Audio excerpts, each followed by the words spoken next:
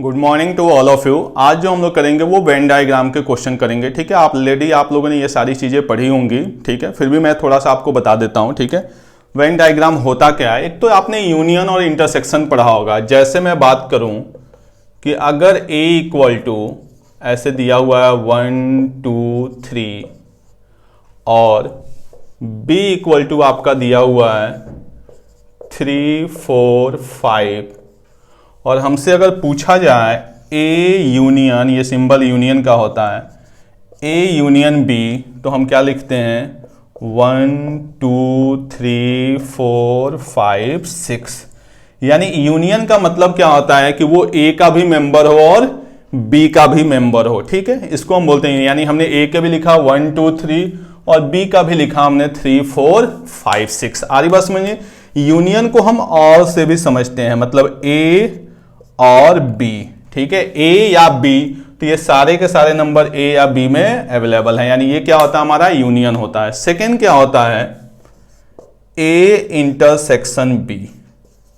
ठीक है, इसको हम क्या बोलते हैं इंटरसेक्शन। इंटरसेक्शन का मतलब होता है आपका एंड, ये ध्यान रखिएगा। इंटरसेक्शन का मतलब क्या होता है एंड, यानी जो A और B में हो तो ये हमारे पास क्या हो जाएगा 3 हो जाएगा। आ रही बात समझ में। यानी जब हम इंटरसेक्शन की बात करेंगे तो एंड मतलब दोनों का कॉमन, तो दोनों में कॉमन क्या है हमारे पास 3 यहां भी है और 3 यहां भी है, तो एंड में दोनों का क्या हो जाता है कॉमन हो जाता है। इसके लिए एक फॉर्मूला भी होता है कि अगर पूछा जाए आपसे number of A union B equal to होता है आपका number of A plus number of B minus number of, यहां पे अगर यूनियन है तो यहां पे आपका आ जाएगा इंटरसेक्शन B।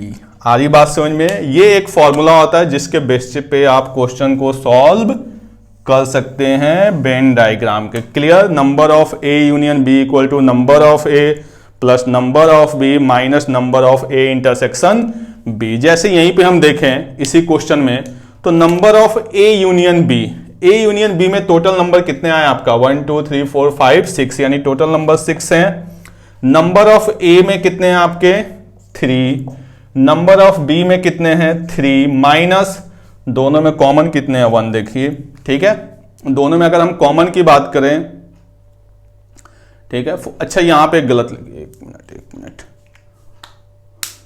यहां पे एक मेंबर एक्स्ट्रा लिख दिया गया आपका 5। ठीक है, यहां 5 तक था, यहां हमने कहां तक लिख दिया 6 तक लिख दिया, ये आपका क्या होगा 5 तक होगा। ठीक है, A यूनियन B में क्या हो जाएगा 1 2 3 4 5, तो A यूनियन B में टोटल मेंबर कितने हैं 5, ये 6 मैंने यहां पे गलती से एक्स्ट्रा लिख दिया था। ठीक है, तो आप देखिए 3 + 3 6, 6 - 1 क्या हो गया 5।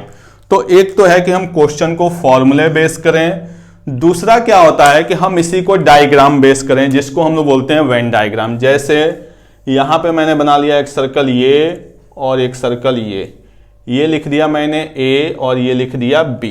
अब देखिए सबसे पहले जब भी हम वेन डायग्राम से सॉल्व करते हैं तो सबसे पहले हम कॉमन रीजन को भरते हैं। तो दोनों में कॉमन रीजन क्या है 3। ये पूरा का पूरा सर्कल किसका है A का है, तो A में क्या है आपका 1 2 3, तो A में ऑलरेडी 3 लिखा हुआ है, यानी बचा क्या 1 और 2। ऐसे ही अगर हम B की बात करें तो B में क्या है 3 4 5, तो ऑलरेडी आपका 3 लिखा हुआ है, तो बचा क्या 4 5। ठीक है, ये हमारा हो गया वेन डायग्राम से। यहां से अगर हम बोले कि दोनों के इंटरसेक्शन में क्या है, तो दोनों के इंटरसेक्शन में क्या है 3 है। A और B क्या है, तो 1 2 3 4 5। लेकिन अगर यहां पर मैं पूछूं आपसे कि ओनली A, ठीक है ओनली A, तो क्या हो जाएगा आपका 1 और 2। ऐसे ही पूछा जाए आपसे ओनली B, तो क्या हो जाएगा 4 और 5। A एंड B, तो क्या हो जाएगा 3। A और B, तो 1 2 3 4 5। ठीक है, तो क्वेश्चन को हम यहां से भी कर सकते हैं और क्वेश्चन को हम यहां से भी कर सकते हैं। जब भी आप वेन डायग्राम से सॉल्व करेंगे तो आपको इस बात का ध्यान रखना है कि सबसे पहले आप स्टार्टिंग किससे करेंगे, कॉमन रीजन से। जिसमें कॉमन रीजन होगा उसी में हम सबको सॉल्व करेंगे। क्लियर। चलिए बाकी हम लोग क्वेश्चन के साथ इसको समझते हैं। जो फर्स्ट क्वेश्चन है आज की क्लास का वो दिया हुआ है, in a hostel 60% had vegetarian lunch. यानी जो 60% हैं उनके पास क्या है वेजिटेरियन लंच है। ठीक है। 30% हैड, 30% के पास क्या है, नॉन वेजिटेरियन, ठीक है। एंड 15% हैड बोथ, और 15% के पास क्या है, दोनों के दोनों लंच हैं, ठीक है। टोटल जो पर्सन है वहां पे वो कितने आपके 96 क्या है, टोटल है, ठीक है। आगे बात से हमसे पूछा जा रहा है क्वेश्चन में कि कितने ऐसे हैं जिन्होंने किसी भी टाइप का लंच नहीं लाया है, ठीक है। नो टाइप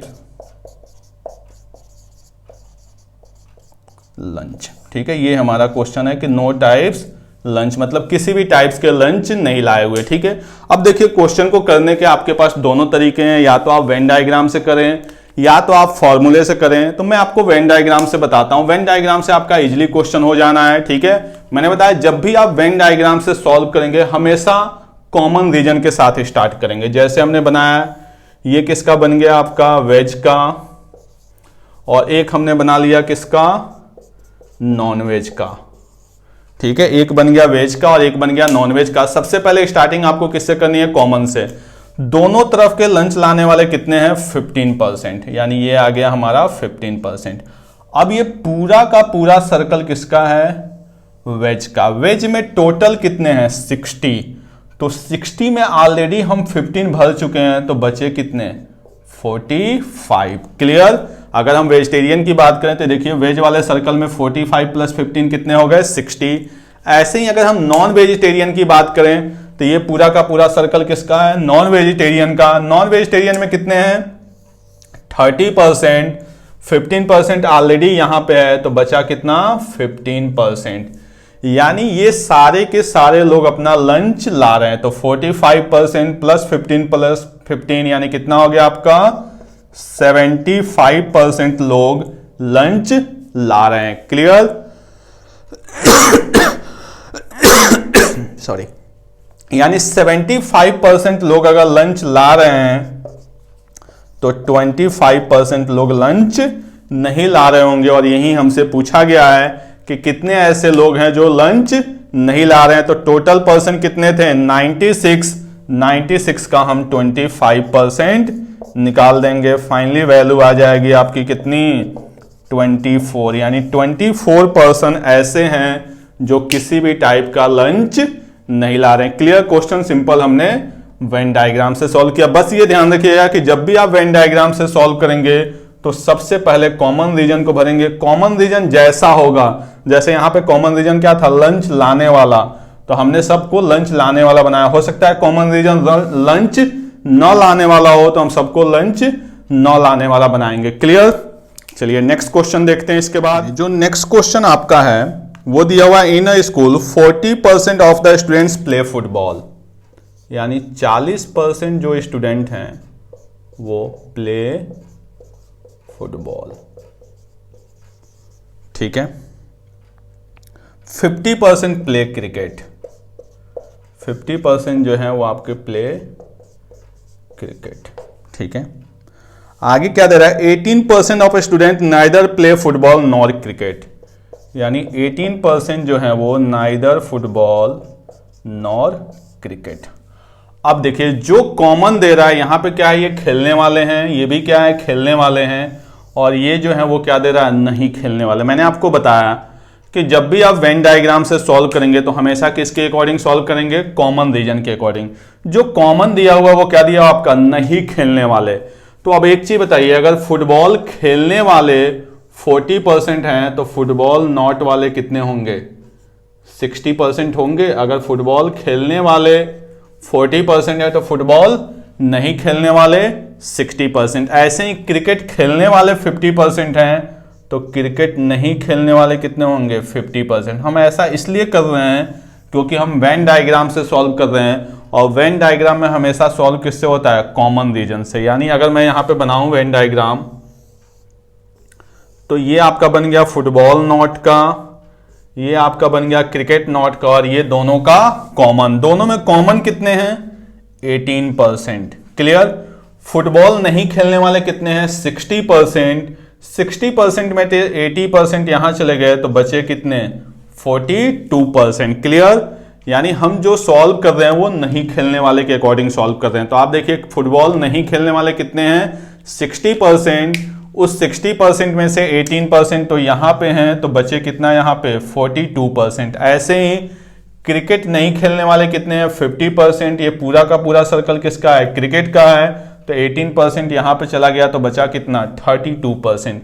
ये वो लोग हैं जो गेम नहीं खेल रहे हैं, यानी गेम नहीं खेलने वाले टोटल कितने हो गए आपके 92%। तो जो बच जाएंगे वो दोनों के दोनों गेम खेल रहे होंगे, यही हमसे पूछा गया है। क्लियर कि percentage of student playing both, तो 92% जो है वो दोनों नहीं खेल रहे हैं सॉरी। तो जो हमारे 8% होंगे वो दोनों के दोनों गेम खेल रहे होंगे। क्लियर, एक तरीका ये था। दूसरा, इसको एकदम आसान आप कर सकते थे, सिंपली देखिए सोच के 40% कहां चले गए फुटबॉल खेलने के लिए, 50% कहां चले गए आपके क्रिकेट खेलने के लिए, और 18% कहां पे चले गए दोनों में से कोई नहीं खेल रहे। 18% ऐसे बच्चे हैं जो साइड में बैठे हुए हैं, 40% ऐसे बच्चे हैं जो फुटबॉल खेल रहे हैं, और 50% ऐसे बच्चे हैं क्रिकेट खेल रहे हैं। तो टोटल कितने हो गए ये 108%। क्या ऐसा पॉसिबल है कि कोई भी वैल्यू 100% से ज्यादा हो जाए? नहीं। तो ये तो 18% साइड हैं जो खेल ही नहीं रहे हैं, और ये कुछ क्रिकेट खेल रहे हैं और कुछ क्या खेल रहे हैं फुटबॉल खेल रहे हैं, यानी कहीं ना कहीं जो 8% एक्स्ट्रा हैं वहीं आपके बोथ में है या नहीं है। तो आपको वेन डायग्राम की भी जरूरत नहीं पड़ेगी। अगर आप डायरेक्ट देखेंगे तो 40% फुटबॉल, 50% क्रिकेट और 18% कुछ भी नहीं खेल रहे हैं, सबको हमने ऐड किया तो 108%। कोई भी वैल्यू अपने आप में कितनी होगी 100%, यानी जो ये 8% है वो कहीं ना कहीं इन दोनों में इन्वॉल्व है, और वही हमसे पूछा गया है। क्लियर, चलें नोट करें इसको, फिर नेक्स्ट क्वेश्चन देखते हैं हम लोग। जो नेक्स्ट क्वेश्चन है वो आपका क्या दिया हुआ 70% स्टूडेंट पास इन इंग्लिश। 70% जो स्टूडेंट है वो इंग्लिश में पास हो गए, 65% मैथ्स में, 65% पास इन मैथ्स, 27% स्टूडेंट फेल, यानी 27% फेल इन बोथ। यानी अगर हम वेन डायग्राम पे जाएंगे तो कहीं ना कहीं इस पास को भी हमें किस में कन्वर्ट करना होगा फेल में, और इस पास को भी फेल में। दूसरा तरीका मैंने बताया था कि हम तीनों को क्या कर देते हैं ऐड कर देते हैं, तो वैल्यू कितनी आ गई 2, और यहां पे टोटल 162%। आ रही बात समझ में? 162% का मतलब क्या है कि कोई भी वैल्यू अपने आप में क्या होती है 100%, यानी जो ये 62% हैं ये क्या है पास इन बोथ। आप विदाउट वेन डायग्राम भी इसको सीधे सीधे निकाल सकते हैं कि 62% क्या है पास इन बोथ। आप देखिए टोटल स्ट्रेंथ कितनी बन रही है 162%। 162% का मतलब जो 62% एक्स्ट्रा है वो कहीं ना कहीं इन्हीं दोनों में क्या है कॉमन है, यानी 62% पास इन बोथ। आगे क्या कह रहा है क्वेश्चन में 248 स्टूडेंट पास इन बोथ। तो देखिए 62% की वैल्यू दिया हुआ है 248, तो 1% की वैल्यू क्या हो जाएगी 4, सीधे सीधे 4 टाइम्स में कैंसल। हमसे क्या पूछा जा रहा है find the total number of student. Total number of student का मतलब 100%, तो 100% की वैल्यू क्या हो जाएगी 400। आप इसको वेन डायग्राम से भी सॉल्व कर सकते थे। वेन डायग्राम के लिए आपको सबसे पहले क्या बनाना होता था पास को फेल में, यानी यहां पे कितना बनता 35%। 65% पास तो फेल कितने 35%, सॉरी यहां पे 30%, यहां पे 35%। अगर हम फेल का डायग्राम बनाते तो ये आपका मैथ्स का फेल बनता और ये आपका इंग्लिश का फेल बनता। सबसे पहले कॉमन रीजन यानी यहां पे 27, आपके मैथ्स में फेल कितने हैं 35 में 27 यहां पे आ गया, यानी यहां कितना बचा 8। इंग्लिश में फेल कितने हैं 30, यहां पे मैं लिख देता हूं फेल 30%, 27 यहां पे यानी कितना आ गया 3। टोटल फेल कितने हो गए 27 + 3 30, 30 + 8 38, यानी टोटल पास कितने आ जाएंगे 62। तो वेन डायग्राम की इसमें कोई जरूरत नहीं, आप डायरेक्ट ऐड करके सॉल्व कर सकते हैं। क्लियर, चलिए नोट करें इसको। चलिए नेक्स्ट क्वेश्चन है, इससे थोड़ा सा और आपका क्लियर होगा। क्या करा, in a company 55% worker drink tea. यहां पे देखिए तीन चीजें दिया हुआ आपका, टी, कॉफी एंड मिल्क। तो इसका हम वेन डायग्राम बनाते हैं। तो ये हमने बना लिया टी के लिए,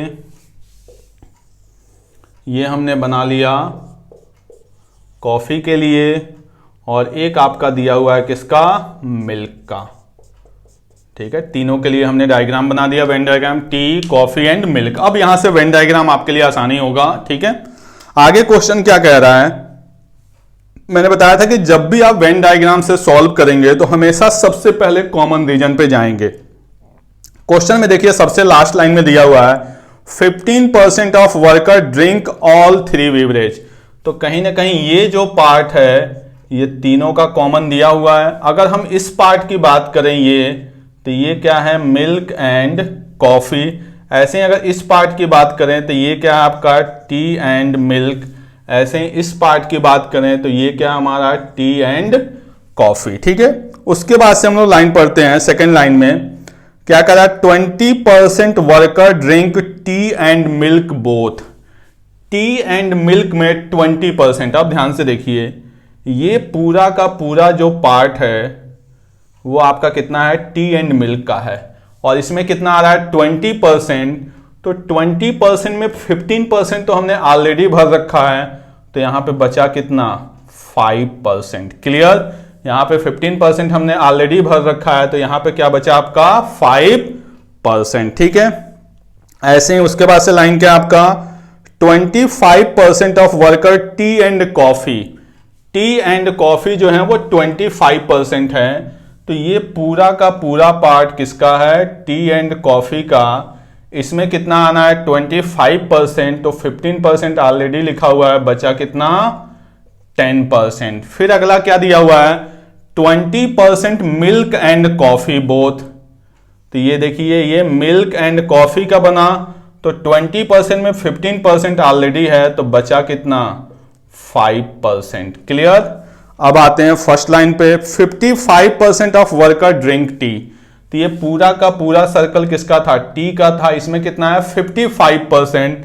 तो देखिए 5% प्लस 15%, 20, 20 प्लस 10, 30, 30%। यहां पे टोटल कितना था हमारे पास, 55%। तो 55% में हम 30% फिल कर चुके हैं, तो बचा कितना, 25%। ऐसे ही कॉफी की अगर हम बात करें तो कॉफी में आपका टोटल कितना दिया हुआ है, 45%। यहां पे हम लिख लेते हैं कॉफी में कितना है, 45%। ऐसे इसको देखें तो 15 और 5, 20, 20 और 10, 30, 30% कॉफी का फिल हो चुका है। टोटल कितना है, 45। तो बचा कितना, 15%। ऐसे ही मिल्क की बात करें तो मिल्क में क्या दिया हुआ आपका, 40%। 40% में आप देखिए तो 15 और 5, 20, 20 और 5, 25 फिल हो चुका है, तो बचा कितना, 15%। यानी ये सारे के सारे कुछ ना कुछ बेवरेज ले रहे हैं। क्वेश्चन में हमसे क्या पूछा गया है, find the percentage of worker who do not like any of 3 beverage. तो ये तो सारे के सारे लाइक करने वाले हैं, ऐड कर लेते हैं। तो देखिए इसको ऐड करेंगे पूरा का पूरा, तो 55। ये यहां से यहां तक जो आपका है, ये आ गया आपका 55। 55 और 5 60, 60 और 15 75, 75 और 15 90। यानी 90% ऐसे हैं जो कुछ ना कुछ ड्रिंक ले रहे हैं। तो बचे हुए कितने हो गए, 10%। क्लियर, यानी 10% ऐसे हैं जो कोई भी बेवरेज नहीं ले रहे हैं। आपको फिल करने का तरीका हमेशा कॉमन रीजन से लेना है। क्लियर, बस यही छोटा सा आपका क्वेश्चन था। चलिए नेक्स्ट क्वेश्चन से पहले मैं आपको एक छोटी सी चीज समझा दूं। ठीक है, वैसे तो ये परसेंटेज में आएगा नहीं, बट कभी कभी जब आपका डीआई आता है ना, कैशलेट्स बेस पे, ठीक है, उसमें वेन डायग्राम के जब अच्छे क्वेश्चन आते हैं तो इस तरह के क्वेश्चन पूछे जाते हैं। जैसे मैं यहां से आपसे पूछूं कि pass in physics, pass in physics, ये एक डायग्राम मैंने दिया हुआ है, ये किसी स्कूल का है, पूरा का पूरा सेट दिया हुआ है। ये जो वेन डायग्राम यहां पे मैंने बनाया ये पास का है, यहां पे एक छोटा सा नंबर मैंने जी लिखा हुआ है, ये क्या आपका फेल का है। मतलब इतने बच्चे तो कहीं ना कहीं पास हुए हैं, और ये वो बच्चे हैं जो पास नहीं हुए, यानी फेल इन ऑल हैं ये। ठीक है, और ये पूरा का पूरा जो मैंने रेक्टेंगुलर बॉक्स बनाया है ये किसी स्कूल का है कि ये इतने बड़े स्कूल में इतने सारे बच्चे हैं ये जो बच्चे हैं ये पास हैं और ये बच्चे क्या हैं, कहीं ना कहीं सारे सब्जेक्ट में क्या है, ये फेल हैं। आ रही बात समझ में? अगर मैं आपसे पूछूं पास इन फिजिक्स, तो आप देखिए पूरा का पूरा जो सर्कल है ये फिजिक्स का है। तो फिजिक्स में अगर हम पास होने वाले की बात करेंगे तो ये बनेंगे a प्लस एक्स प्लस के प्लस वाई। आ रही बात समझ? अगर मैं बोलूं आपसे पास इन फिजिक्स तो ये क्या बनेगा, a प्लस एक्स प्लस के प्लस वाई। ऐसे ही मैं आपसे पूछूं पास इन केमिस्ट्री, तो पास इन केमिस्ट्री यानी ये पूरा का पूरा जो सर्कल है वो किसका है, केमिस्ट्री का है। तो केमिस्ट्री में पास होने वाले कितने हैं, b प्लस वाई प्लस के प्लस जेड। ठीक है, ये क्या हो गए आपके पास इन केमिस्ट्री। ऐसे में आपसे पूछूं पास इन मैथ्स, मैथ्स में पास होने वाले तो क्या बनेंगे आपके, c प्लस, मैथ्स की बात करें पूरा का पूरा सर्कल यानी x प्लस के प्लस जेड। ठीक है, ये क्या है, पास इन मैथ्स। लेकिन यहीं पे अगर एक मैं छोटा सा वर्ड लिखूं कि pass in only physics, pass in only physics. अब देखिए ये पूरा का पूरा सर्कल क्या था आपका, फिजिक्स का था, जो ये सर्कल दिया हुआ है। लेकिन हमसे क्वेश्चन में क्या पूछा जा रहा, only physics.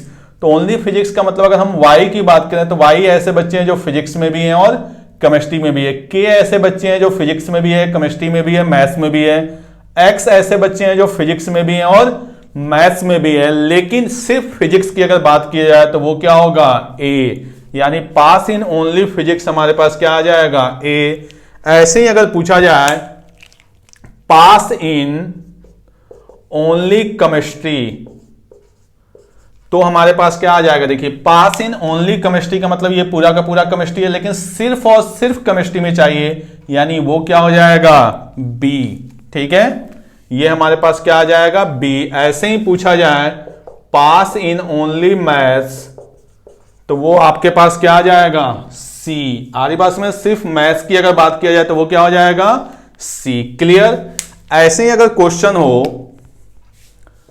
Pass in physics and chemistry, pass in physics and chemistry, physics and chemistry. तो आप देखिए फिजिक्स एंड केमिस्ट्री जो है वो पूरा का पूरा ये है फिजिक्स एंड केमिस्ट्री, यानी क्या बन जाएगा हमारे पास, x प्लस के। ऐसे ही हो pass in physics and maths, physics and maths तो फिजिक्स, अच्छा पास पहला हमने क्या लिखा है, pass in physics and chemistry. देखिए फिजिक्स एंड केमिस्ट्री यहां पे ऊपर आ रहा है, फिजिक्स एंड केमिस्ट्री यानी ये वाला पार्ट, यानी क्या बनेगा, k प्लस वाई। ठीक है, अब यहां पे है फिजिक्स एंड मैथ्स, तो फिजिक्स एंड मैथ्स यानी ये वाला पार्ट, तो ये क्या बनेगा, k प्लस एक्स या x प्लस k। ऐसे ही अगर आपसे पूछा जाए pass in maths and chemistry, maths and chemistry तो क्या बनेगा, k प्लस जेड। ठीक है, k प्लस जेड। लेकिन अगर क्वेश्चन आए यहां पे कि पास इन ओनली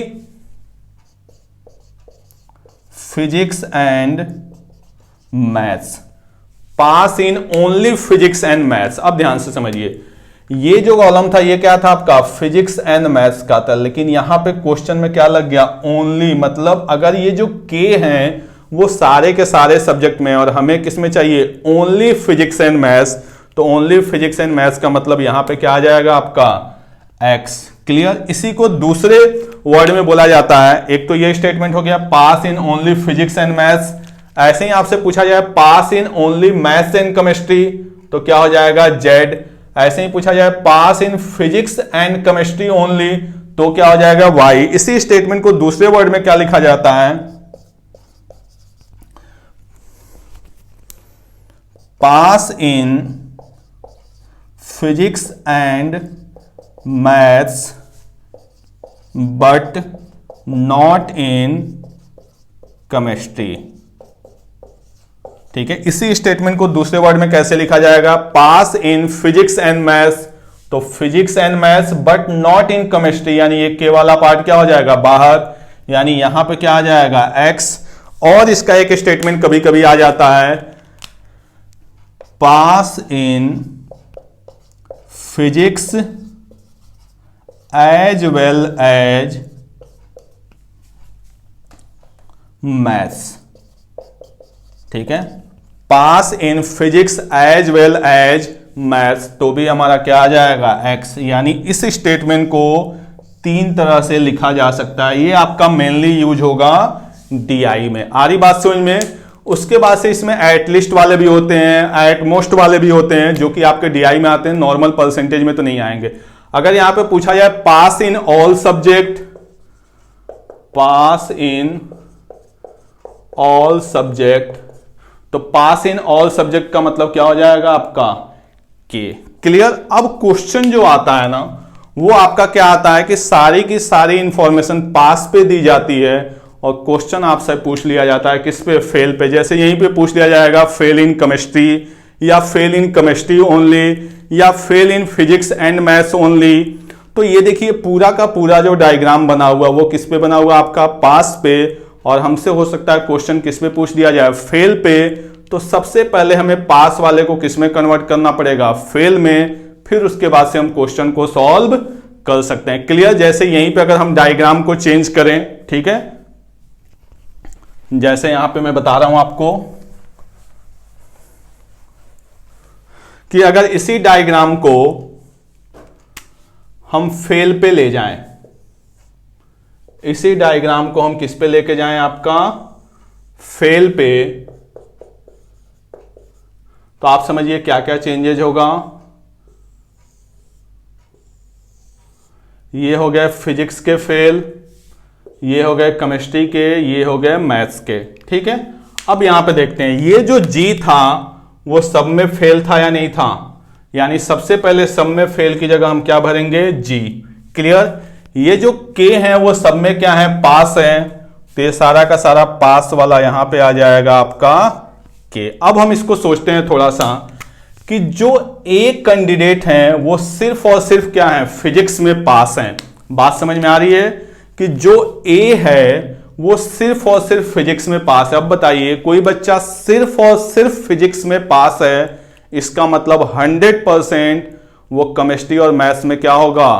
फेल होगा। मतलब सिर्फ फिजिक्स में पास, यानी इन दोनों सब्जेक्ट में क्या है? ये फेल है। तो अगर हम ए की बात करें तो ये क्या कर रहा है? फिजिक्स ओनली पास, इसका मतलब केमिस्ट्री एंड मैथ्स में क्या होगा? ये फेल होगा।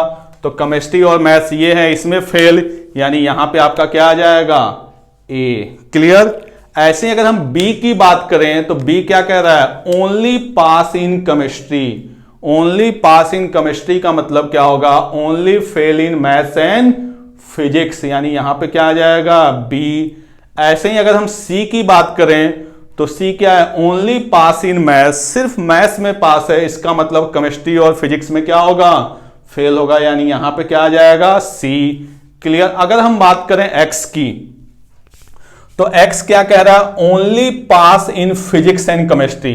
तो कोई सिर्फ और सिर्फ फिजिक्स और केमिस्ट्री में पास है, इसका मतलब 100% किस में फेल होगा? मैथ्स में। यानी जो एक्स है वो फिजिक्स और यहां पे एक्स की अगर हम बात करें तो एक्स जो है वो फिजिक्स और मैथ्स में पास है, इसका मतलब केमिस्ट्री में क्या होगा?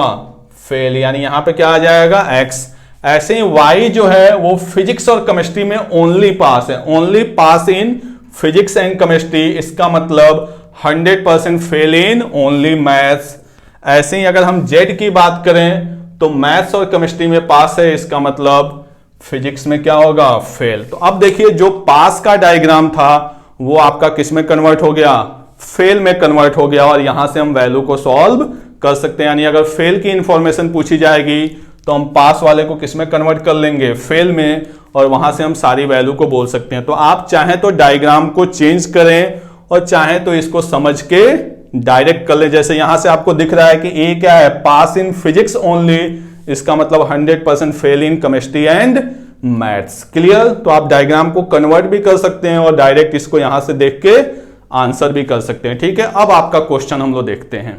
चलिए अब हम देखते हैं आज की क्लास का लास्ट क्वेश्चन। ठीक है, डायग्राम मैंने पहले ही बना लिया। जो आपका क्वेश्चन दिया हुआ है वो दिया हुआ है 1500 students appear in an examination. ठीक है, टोटल स्टूडेंट्स जो अपीयर हुए एग्जामिनेशन में वो कितने हैं? 1500। ठीक है, जिसमें 3 पेपर है, फिजिक्स, केमिस्ट्री, मैथ्स। ठीक है, chemistry and maths. 190 student pass in physics only. 190 student जो है वो फिजिक्स ओनली। फिजिक्स ओनली का मतलब सिर्फ इस पार्ट में आएगा, ये वाला पार्ट हमारा क्या होगा? Physics only. ठीक है, 180 student pass in chemistry only, यानी यहां पे क्या आ जाएगा? 180। 190 student pass in physics only, 180 student pass in chemistry only, 240 student pass in maths only. यहां पे क्या आ जाएगा? 240, क्योंकि ये ओनली बात कर, अगर ओनली की बात नहीं करता तब ये पूरे में आता तो हम इसको फिल नहीं कर सकते थे। ठीक है, इसके बाद से देखिए सबसे पहले कॉमन पे जाते हैं। 206 student pass in all the 3 subject, यानी 206 कहीं ना कहीं यहां पे आएंगे। अब फिर आते हैं हम लोग थोड़ा सा पीछे। 366 student pass in both physics and mathematics. 366 student pass in both physics and mathematics. तो देखिए फिजिक्स एंड मैथमेटिक्स का ये पूरा है और इसमें कितना दे रहा है आपका? 366। 366 में 206 ऑलरेडी भरा हुआ है तो बचा कितना? 160। क्लियर? ऐसे ही दिया हुआ आपका 346 student pass in maths and chemistry. Maths and chemistry में कितने हैं? 346, तो 206 ऑलरेडी यहां पे है तो बचा कितना आपका? 346, यानी 140। आगे क्या कह रहा है? 326 pass in physics and chemistry. 326 physics and chemistry, तो 206 है, यहां पे बचा कितना? 120। क्लियर? आप चाहें तो इन सबको ऐड करेंगे तो ये सारे के सारे क्या हो जाएंगे? पास। तो जो यहां पे बचेगा वो क्या हो जाएगा आपका? फेल। क्लियर? यहां पे जो डाटा आएगा वो क्या आएगा? जो फेल इन ऑल सब्जेक्ट आ जाएगा, जब हम इन सबको ऐड करके 1500 में से क्या कर लेंगे? माइनस। ठीक है, अब क्वेश्चन क्या पूछा हुआ है? जो मैंने आपको डायग्राम बताया अभी वो तो तब था जब आपका डीआई में क्वेश्चन आया और हर एक इंफॉर्मेशन आपसे पूछी जाए। ठीक है, यहां पे क्वेश्चन हमसे क्या पूछा जा रहा है? Find the number students fail in physics only. Physics only fail. अब यहां पे थोड़ा सा सोचिए कि कोई बच्चा सिर्फ फिजिक्स में फेल होगा, सिर्फ फिजिक्स में, इसका मतलब क्या होगा? Only pass in chemistry and maths. बात समझ में आ रही है? Fail in physics only. अभी मैंने पीछे आपको डायग्राम में सारी चीजें समझाई कि जो है फिजिक्स में सिर्फ फेल है।